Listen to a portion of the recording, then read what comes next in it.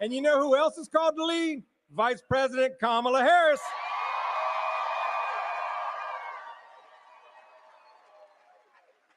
He called public school teachers wicked, gay people filth. This summer, from of all places, a church pulpit, he yelled that some folks need killing.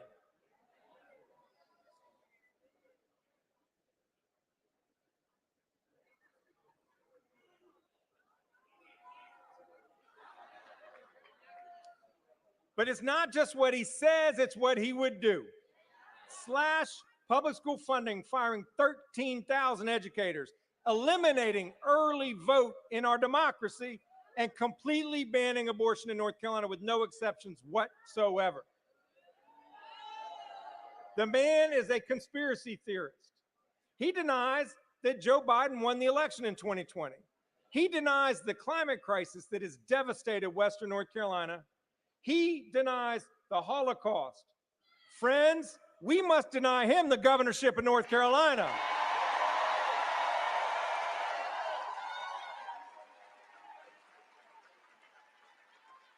And we can, but it won't be easy. Elections in North Carolina are always close. And there are so many critical legislative, judicial, and council of state races on the ballot, and they are all going to be tight. But that means that we have power. The power to determine who wins and who loses. And because the path to the White House runs right through North Carolina, we have the power to shape the future not only of North Carolina, but this nation and the world.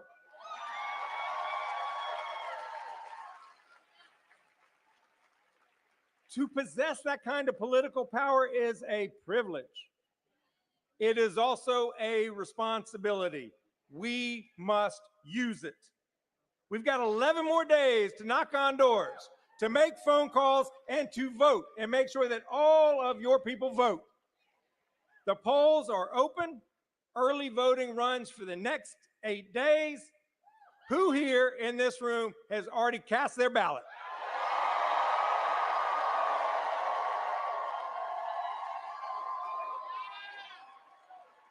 If you have not yet voted, make your plan to vote early. Victory is right in front of us. We just have to decide, do we want to grab it? Do you all want to grab it? Do you want to win? Are you prepared to work? The vice president tells us when we work, and when we vote, and when we win, we will break the supermajority in the General Assembly. When we win, we will defeat Mark Robinson. And when we win, we will put Kamala Harris and Tim Walz into the White House. So let's do it. Let's work. Let's vote and let's win. Thank you, and God bless all of you.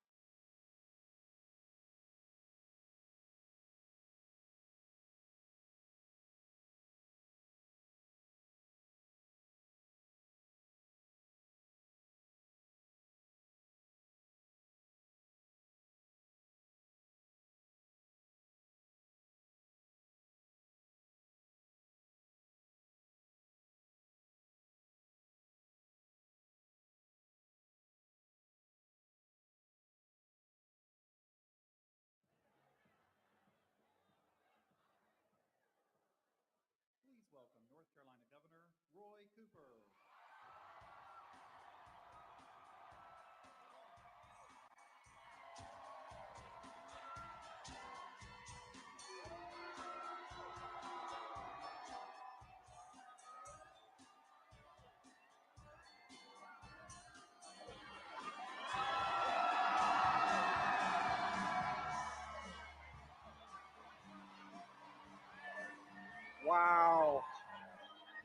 Hello, Charlotte. He's back there, you know. I see so many friends in this crowd today. It is great to be with you. Thank you for caring about our future. Thank you for caring about our state. Thank you for caring about our country. And thank you for working hard to elect the next president of the United States, Kamala Harris.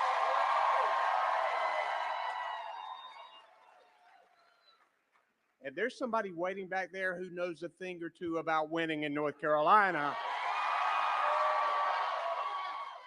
Let's make sure the whole building can hear a big North Carolina welcome for President Barack Obama.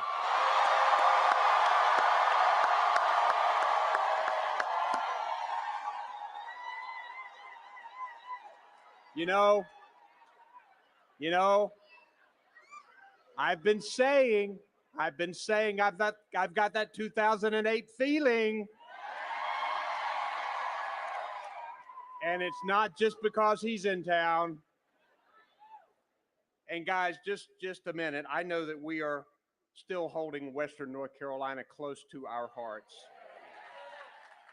Helene was the most devastating storm in our state's history, but our work on response and recovery continues every day. And I know that all North Carolinians will be with our brothers and sisters out west for the long haul. Sure. But even Mother Nature doesn't stop this election from marching onward. And out on the campaign trail, Vice President Harris is showing us every single day why we cannot let Donald Trump anywhere near the White House. Because he's too focused on himself to get anything done for the American people. He's too focused on power and revenge to care about your life, your cost of living, your freedoms, or your future. But Kamala Harris, she cares about you. She puts people first. You know, I've known Kamala for almost 15 years, back when we were state attorneys general together. And ever since I have known Kamala, she has been fighting and winning for everyday people.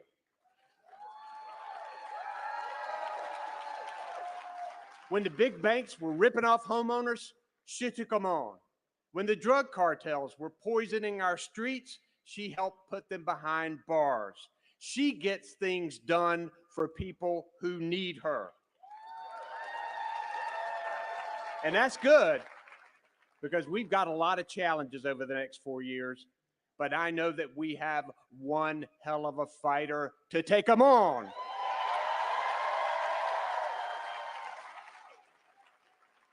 I know that because I know her.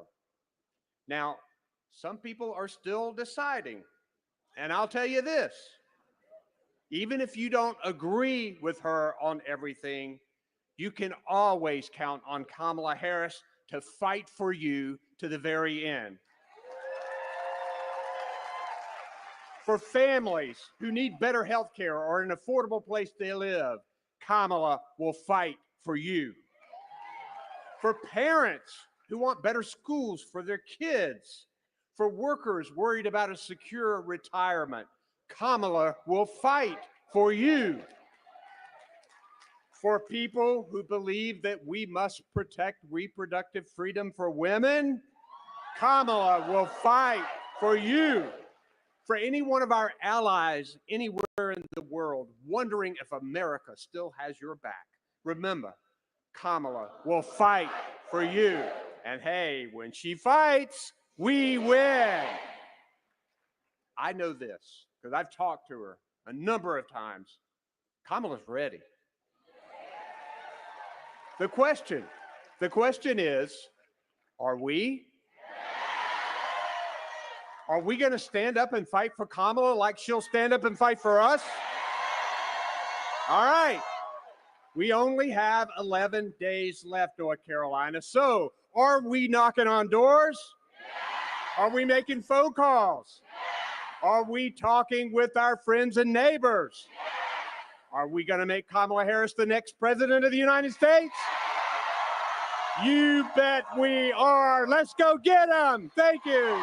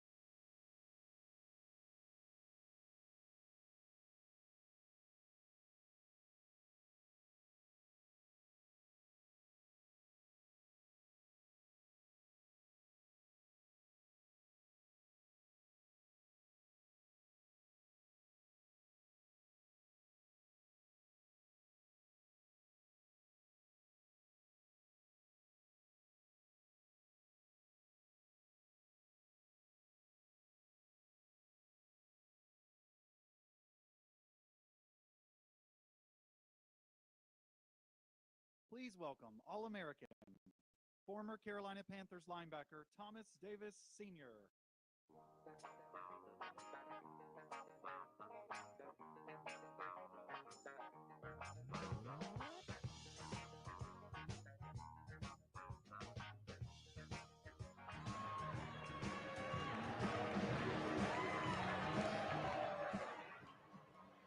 How y'all doing? North Carolina, I want to tell you guys I love being home. I just want to start this out. I just really want to start this out by sending my thoughts and prayers to those in Western North Carolina. We know the tragedies that struck that side of our country, of our state. So I would be remiss not to come up here and just really send my heartfelt prayers out to them.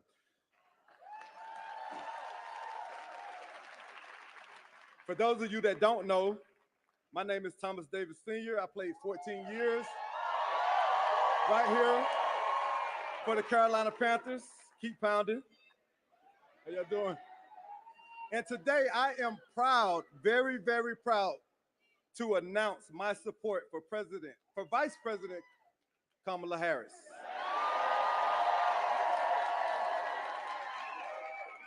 She's always been fearless. She's always been for the people. She was raised in a middle-class family by a single mother. Vice President Harris has never forgotten where she's come from.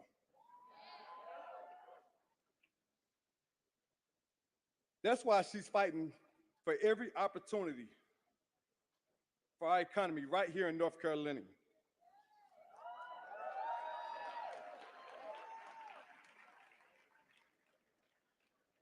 We have the chance right now to do our part. We have a chance to make sure that we solidify this thing.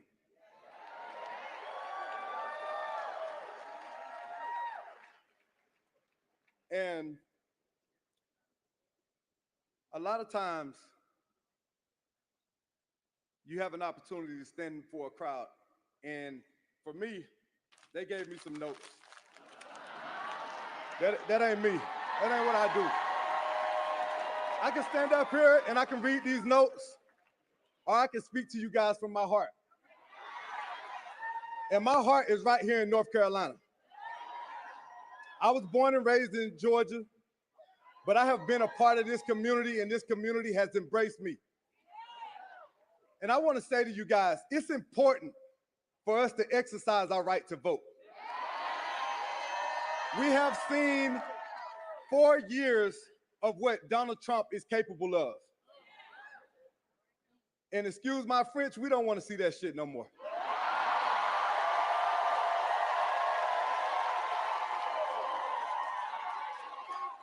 So, how do we get that done? How do we make sure that we don't take any steps back? How do we make sure that we don't lose the progress that we've made these last 4 years? We got to get out and vote. And we know that everybody in this room, we're going to do our part and make sure that we vote, right? But it's not only about us. We got to make sure that we get out and we bring people along with us. There are over 800,000 registered voters right here in North Carolina. 800,000. But guess what, people? 55% of those voters did not vote. 55%. In the last election, Trump won by 13,000 votes. He won't win our state again, right? We're going to say that. We're going to act on that. We're going to get out and we're going to do our part. I keep saying do our part. We're going to jump on social media. We're going to go knock on doors. We're going to do whatever it takes. Because standing up here as a African American male, for so many years, we never believed or never thought that somebody that looked like us could actually be the president of the United States. And then Barack Obama came along. And we saw in that moment, we knew that we had a chance. We knew that it was possible. And now it is a new day and age. Where so many years they told us that we would never see a female president.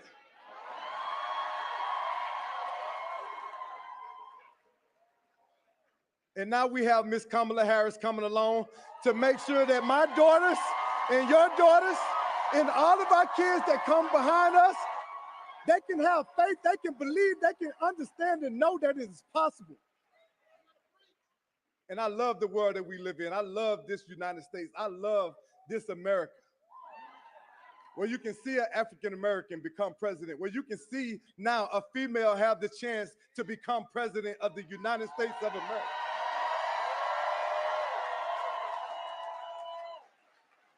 But like I said, North Carolina, it doesn't happen by chance. It doesn't happen by us getting up here talking. We got to get out and we got to do our part. I cannot impress upon you enough how important it is to make sure that we get out and we vote and we bring people along with us. Not just your neighbors, not just your family members. It really pains me.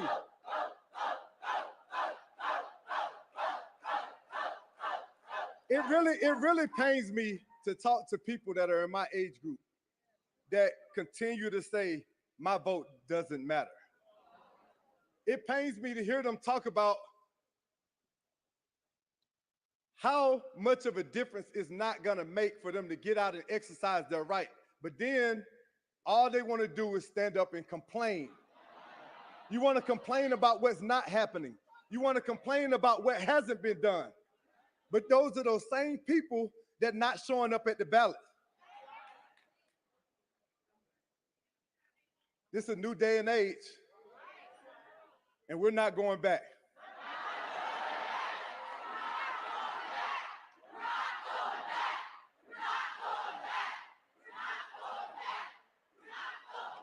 North Carolina, I have enjoyed my time. I know that my state is going to stand up big. I know that we're going to make a difference in this election. I know that we're going to turn out big time in these polls. But without further ado,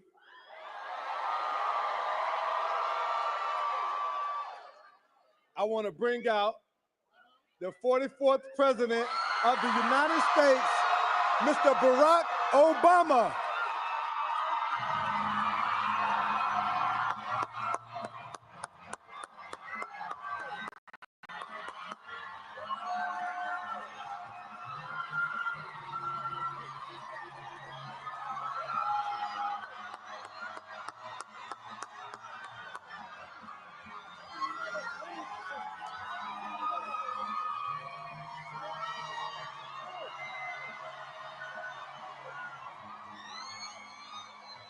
Hello, Charlotte.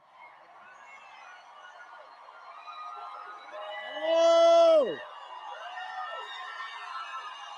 Hey. Yes, sir. It's good to be back. Good to be back in North Carolina.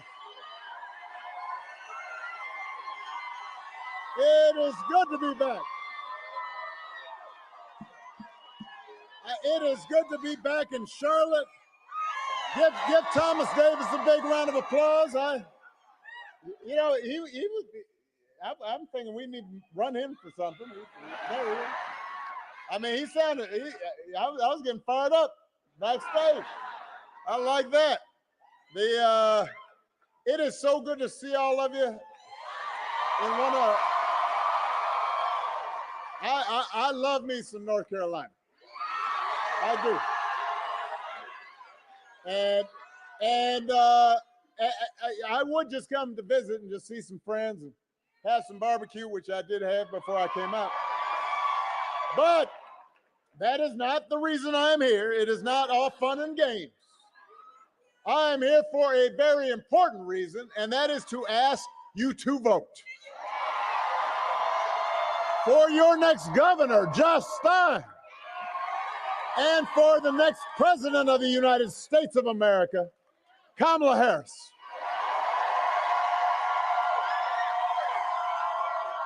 Now, I know you've already heard it, but it is worth repeating in case anybody missed it or somebody is tuning in right now. Here in North Carolina, early voting has already started. So go do it. You can register to vote and cast your ballot at any one-stop early vote location in your county. And if you don't know where that is, go to iwillvote.com/NC. Now, let's face it, if you're here, you're probably going to vote. So just as important as you voting is to get your friends and family to make a plan to vote too. Because together, we have a chance to choose a new generation of leadership in this country and start building a better, stronger, fairer, more hopeful America.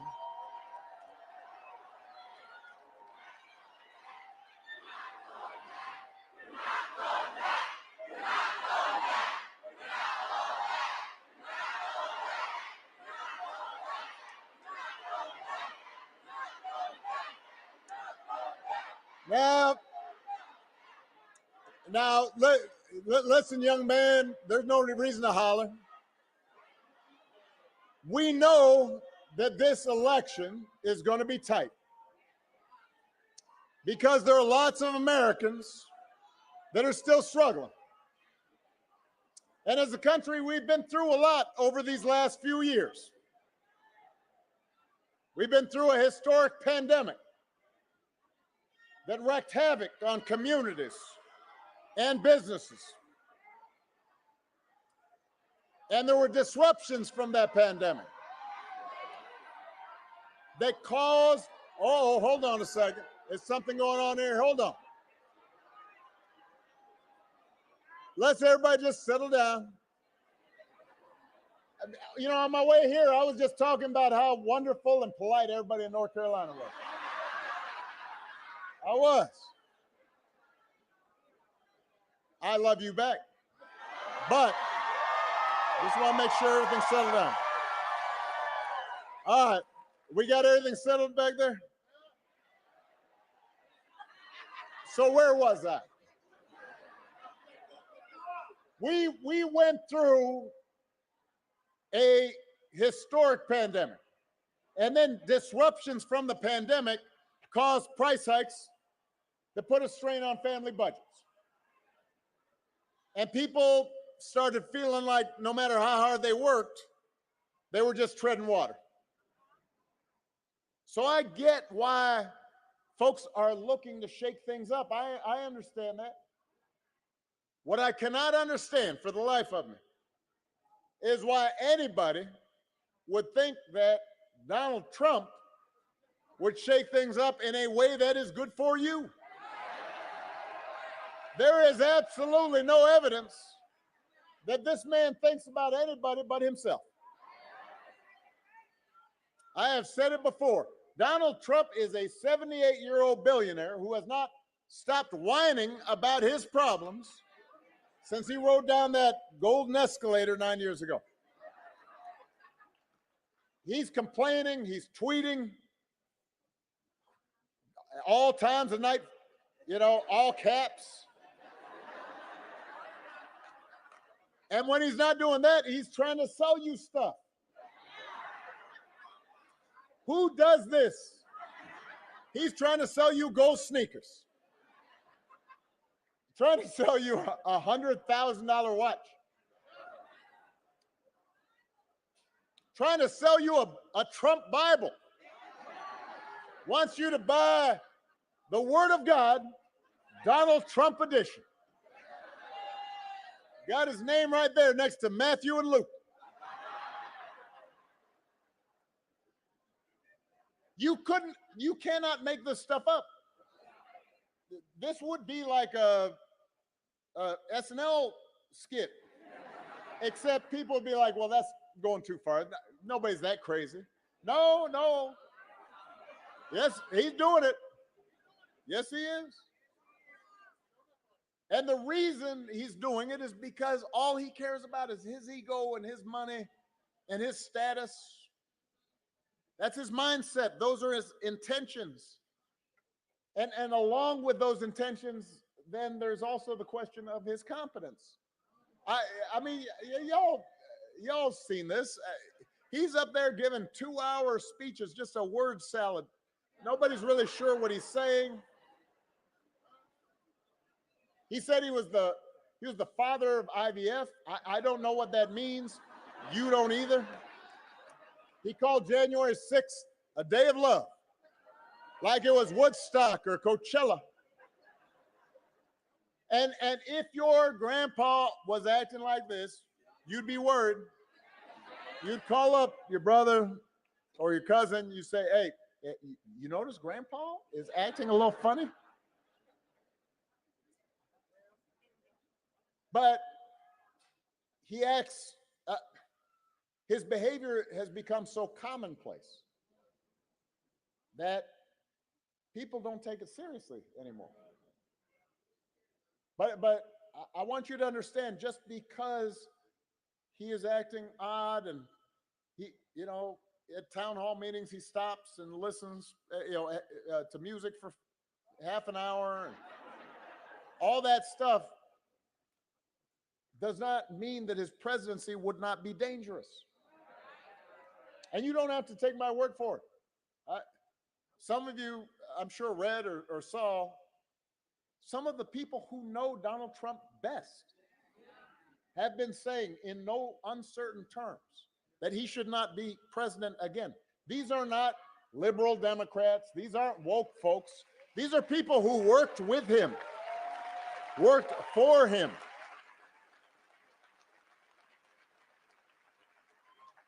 The other day, General John Kelly, Donald Trump's former chief of staff, said that Trump told him he wanted his generals to be like Hitler's generals.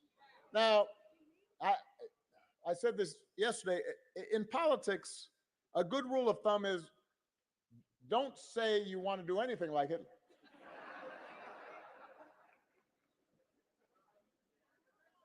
But it gives you a window into how Donald Trump thinks.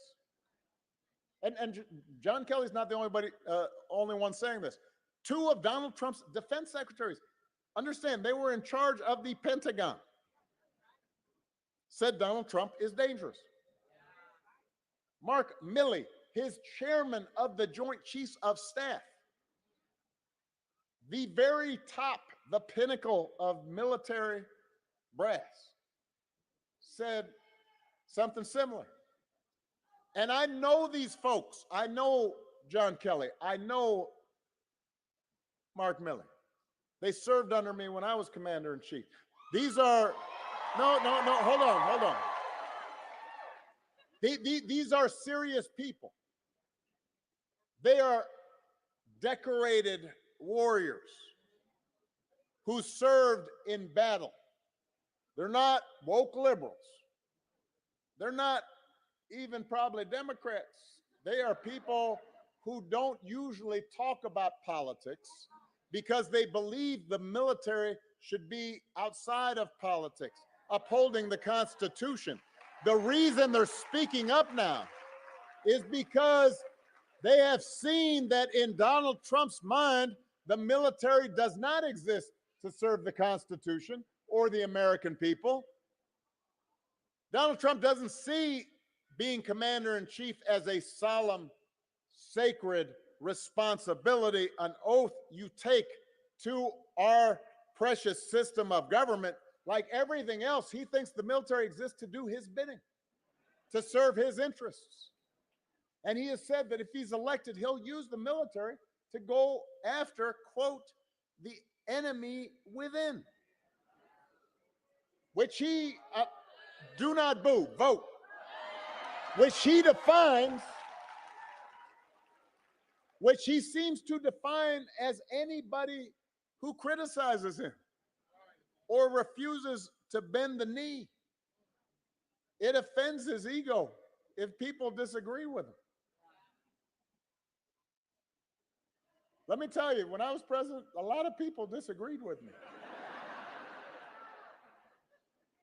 You never heard me say anything remotely like you go after people in a democracy for disagreeing with you, for trying to punish people for disagreeing. This is America. This is a democracy. And unlike the first time, unlike the first go round, Donald Trump won't have people like John Kelly around to stop him. Because he's already announced, he's planned to surround himself with people who are just as wacky as he is. And will let him do what he wants, carry out his bidding. And so the question is, how is that going to help you? How's that going to help you pay the bills? How's that going to help you make sure your kid's getting a good education? How's that going to help you with a down payment on a house? We do not need 4 years of a wannabe king running around trying to punish his enemies. That's not what you need in your life. America's ready to turn the page. We are ready for a better story. North Carolina, we're ready for a President Kamala Harris. And the good news is Kamala Harris is ready for the job. This is a leader who has spent her life fighting on behalf of people who need a voice and a champion. Kamala wasn't born into privilege. She was raised in a middle-class family, worked at McDonald's when she was in college to pay her expenses, didn't just pretend to work at McDonald's for a photo op when it was closed. She actually knows what people are going through and cares what people are going through. As a prosecutor, Kamala stood up for children who'd been victims of sexual abuse. As Attorney General of California, she fought big banks and for-profit colleges and secured billions of dollars for people that they had scammed. After the mortgage crisis, Kamala pushed me and my administration harder than any other attorney general in the country to make sure homeowners got a fair settlement. And she didn't care that I was a Democrat, that she had knocked on doors for me in Iowa. She was not going to let anything stop her from winning as much relief as possible for families in California who deserve it. That's who she is. And the good news is, in the White House, she'll have an outstanding partner in Governor Tim Walz. I was just with Tim. In Madison, Wisconsin. I love that dude. He's a veteran. He's a teacher. He's a coach. He's an outstanding marksman, been a great governor. Apparently, he can even take a vintage truck apart and put it back together again. You think Donald Trump can do that? Do you think Donald Trump's ever changed a tire in his life?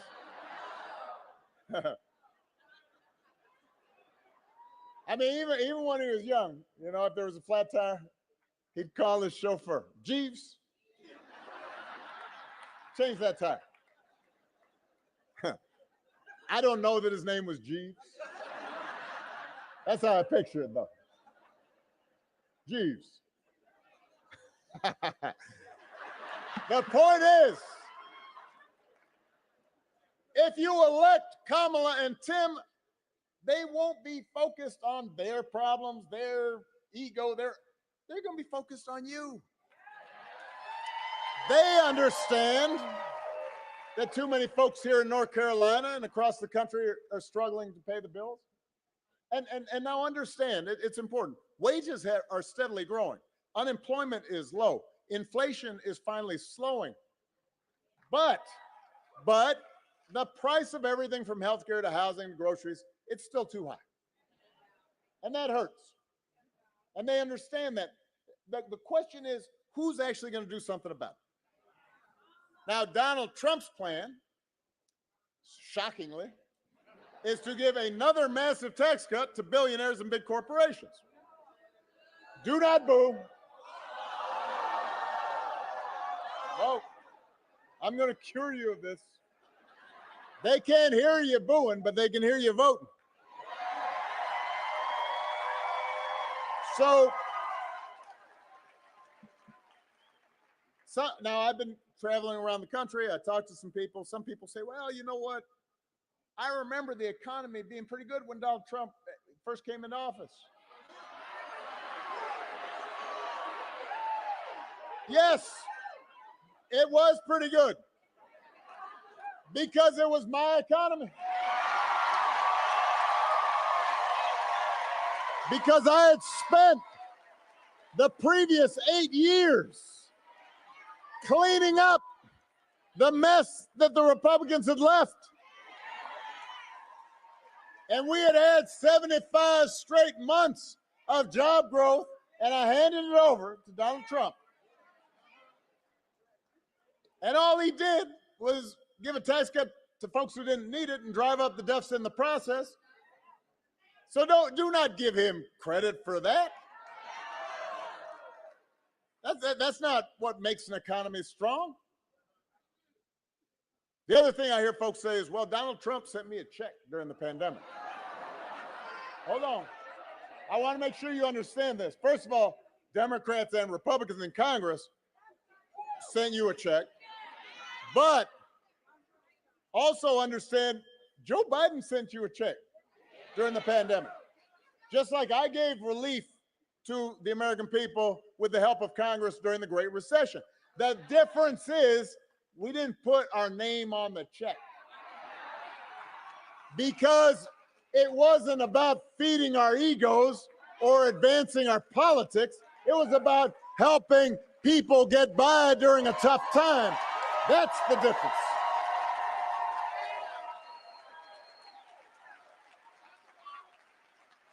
So please do not give him credit for an economy he didn't have anything to do with making work. Do not fall for that okey doke. Don't get bamboozled. Don't get fooled. Do not get fooled when he talks about health care either. If you ask Donald Trump what his plans are for health care, he says, well, first, initially he said, end the Affordable Care Act, right? I mean, he ran on that. We're going to get rid of Obamacare. He didn't really know why, except for the fact that I did it. So he's got a problem now because it's popular. Almost 50 million people have gotten health care because of it.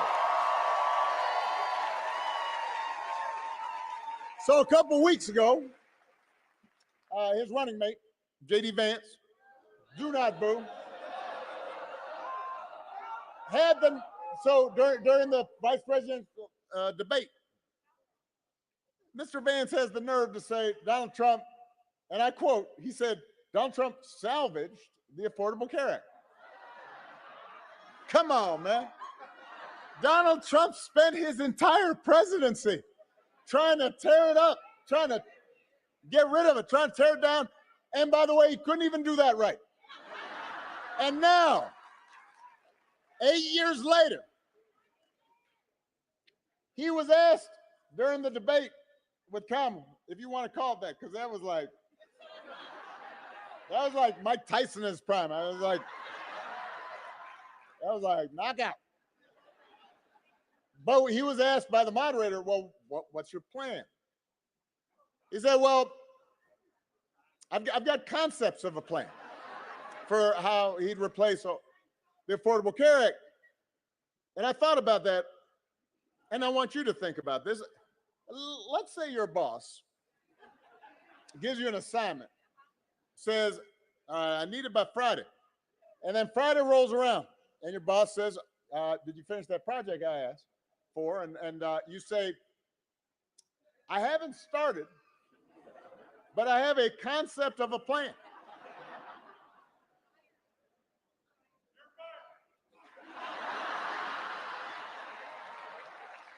You could try it at home. Honey, did you do the dishes? I have a concept of a plan to do the dishes. How's that going over? If it would not work for you, why should it work for the President of the United States?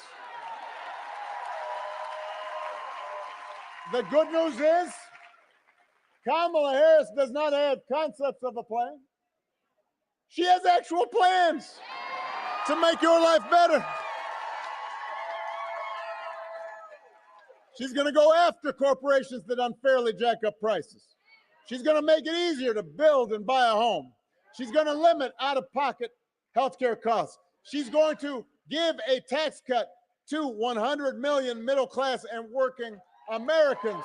It's on her website. It's laid out in detail. There's an actual plan there. And if Congress passes a bill to restore the reproductive freedom that women had for nearly 50 years, the freedom that Donald Trump bragged about taking away, Kamala will sign it into law.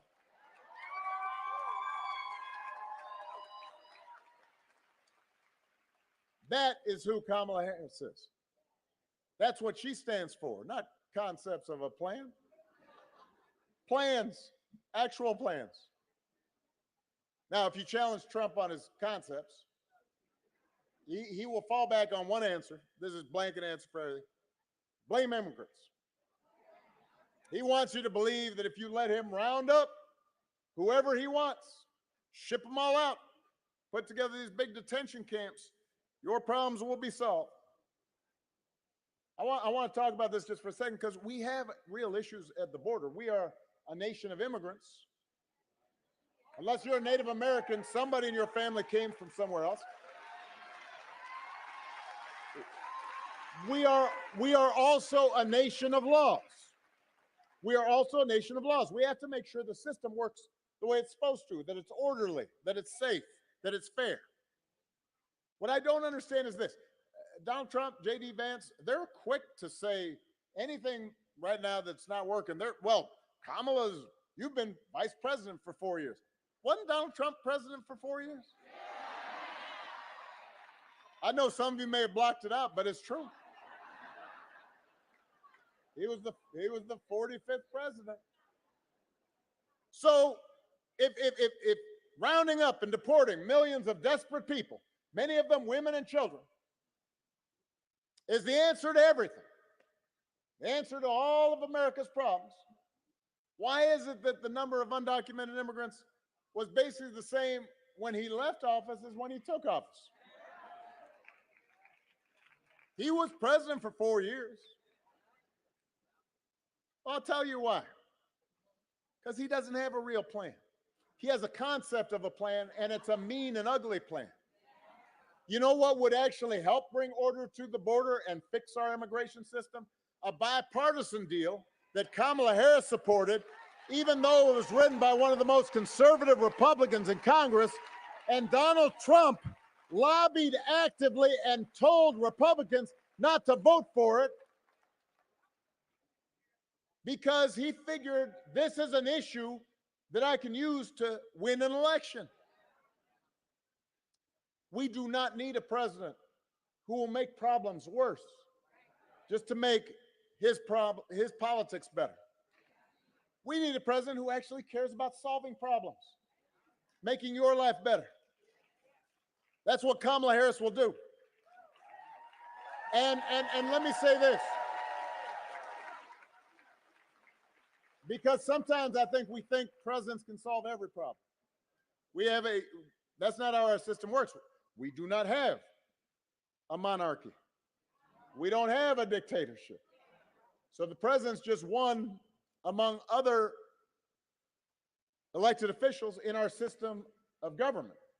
So in order for Kamala to get all the things done that need to get done, she's also going to need strong leaders in state houses across the country. Now here in North Carolina, you've been lucky because you've got an outstanding governor in Roy Cooper.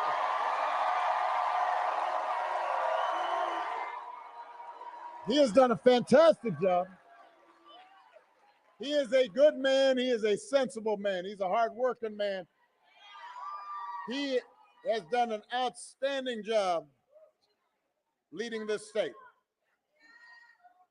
So now, to continue progress, you need to elect Josh Stein and keep North Carolina moving forward.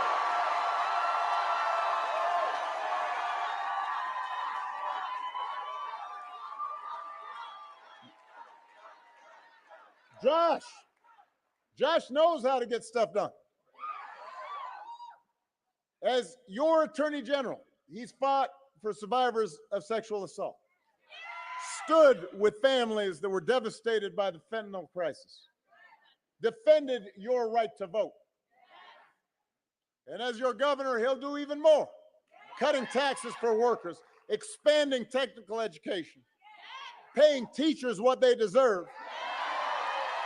Because Josh Stein believes that if you work hard and take responsibility, you should be able to get ahead. Now, Josh's opponent believes other things. I do not know where to start with this man. Called the civil rights movement crap, called LGBTQ people filth, self-identified as a Nazi, suggested bringing back slavery. Now, I shouldn't really have to get into all this. I think it's fair to say you do not need a governor who makes Donald Trump look almost normal. You deserve somebody who's going to work every day and fight for you, somebody who has shown that he is up for the job, somebody like Josh Stein. He's been doing it his entire career.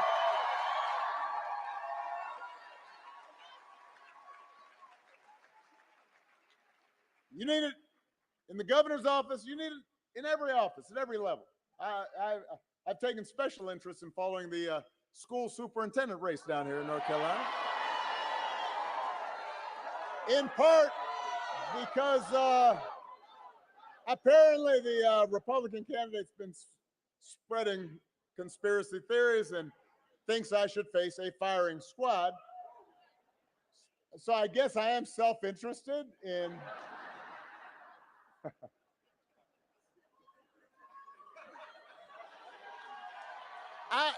you do not want, look, I mean, I'm serious here, people.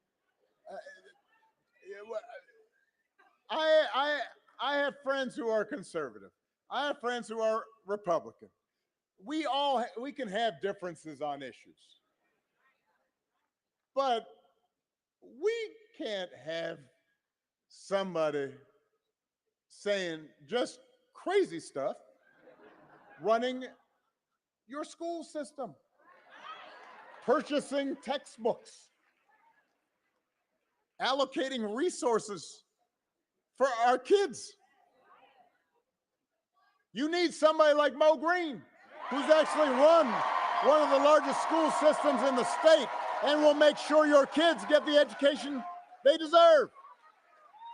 Mo, Josh, those are the kinds of people we need in elected office. And not just because they've got smart policies, not just because they've got an extraordinary track record of accomplishment, but also because they share just some basic core American values that we seem to be forgetting.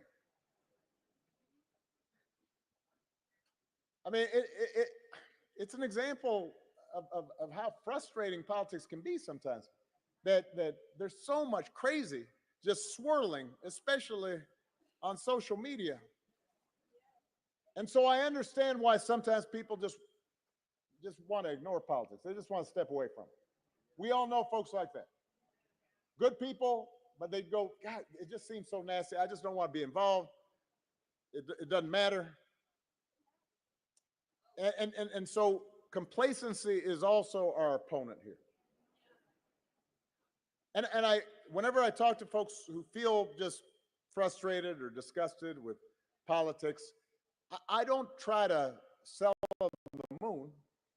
I'm honest with them. Politics is not going to solve all your problems.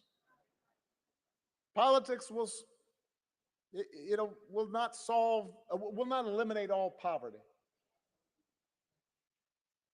You elect a president, no matter how well-meaning, they're not going to eliminate racism. You know, you may still be frustrated with your boss. You know, your kid may still act up and do knucklehead things. People you love may still get sick. Politics is not a cure-all.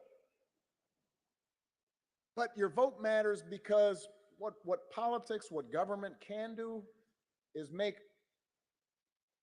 your life a little bit better or a little bit worse. So when I was president, we didn't solve all the problems with our healthcare system. But almost 50 million people got healthcare through the Affordable Care Act. Another 50 million were able to stay on their parents' plan until they were 26. Or they had pre-existing conditions, and before they couldn't buy insurance, and now they can. Somebody you know has health insurance because of what we did. It didn't solve all our problems, but it made your life a little better. Yo, we got somebody who fainted back there. All right, if we get an EMT, everybody, you got to bend your knees a little bit if you're standing too long. They'll be all right. Just give them a little space. This happens. I know y'all been standing around for a while. I'll give you another example. I said how politics can make your life a little bit better. It can make it a little bit worse too, or a lot worse. So, and my former Attorney General, Eric Holder's here. Outstanding Attorney General. So he'll remember this. In my second term, because we had dealt with H1N1 virus, and then we dealt with Ebola, I had studied the issue. We had gathered together scientists and experts, and there was a prediction that sometime, nobody knew when, there was going to be an airborne pandemic, and we were going to need to be able to deal with it, just like we deal with the natural disaster. So we put together a plan, a playbook for how to deal with a pandemic. And we had what Eric we call tabletop exercises, where we'd get all the agencies together and we'd work through, all right, what would we do in the event of a pandemic? You know, how are we going to deal with the schools? How are we going to deal with public health officials at the state level? How do we provide information? How do we accelerate the production of viruses? Had a whole playbook, big playbook. Handed it off, just like I handed off that good economy to Donald Trump. I said, here you go. And apparently, it was dropped in the bin, and he ignored it. And 3 years later, the pandemic hits.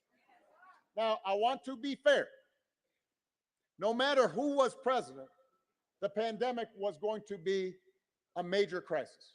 People were going to die. People were going to get sick. Businesses were going to be shut down.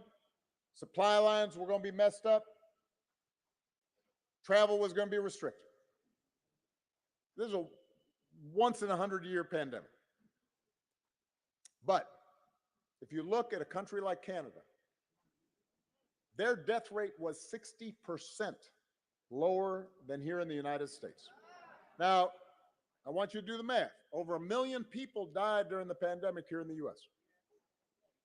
60% of 1 million is 600,000 people. That's somebody's grandmother or grandfather, parent, co-worker, friend. Some of those folks might be alive if we had a competent, caring president who was actually trying to make things better, who was not advising people to inject bleach as a cure. So if somebody tells you this election doesn't matter, explain, no, it does matter. It makes a difference when you have a leader who sees you and cares about you and thinks about you. They don't need to be perfect, but they need to try. They need to care.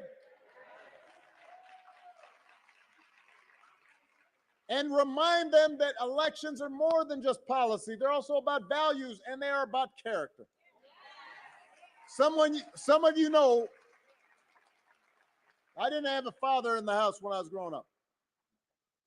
My parents divorced when I was 2. I knew my father for 1 month. But you know, I did have a lot of people around me. Stepfather, grandparents, teachers, coaches, and most of all, my mother, who taught me the difference between right and wrong, showed me what it meant to be honest and be responsible and to work hard, to treat others the way I wanted to be treated. And I did not, growing up, always live up to those values. I was a knucklehead like most teenagers. But as I became a young adult, I tried to internalize them. I tried to live up to those values. I suspect most of you grew up the same way. And one of the most disturbing things about this election, about Trump's rise in politics, is how we seem to have set aside values, basic values, not democratic values or just basic values that we were taught. I mean, we've got